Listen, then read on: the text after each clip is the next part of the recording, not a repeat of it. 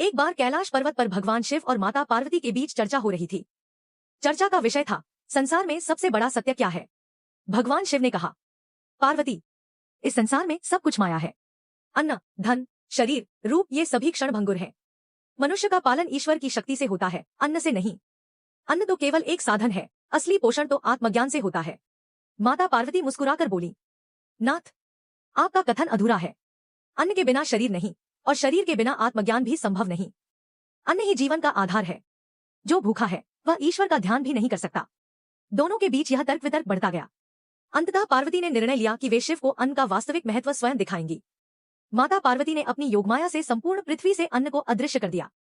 खेत सूख गए, भंडार खाली हो गए, मनुष्य, पशु, पक्षी सभी भूख से पीड़ित होने लगे। चारों ओर त्राहि मच गई। यह देखकर भगवान शिव भी सोच में पड़ गए।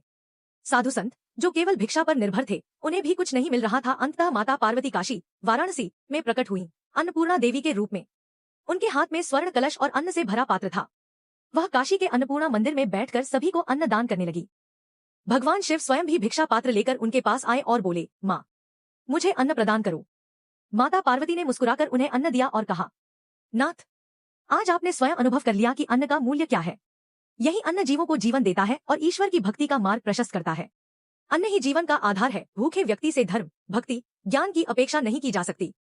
माँ अन्नपूर्णा का आशीर्वाद, जब तक माँ की कृपा है तब तक संसार में भूख नहीं।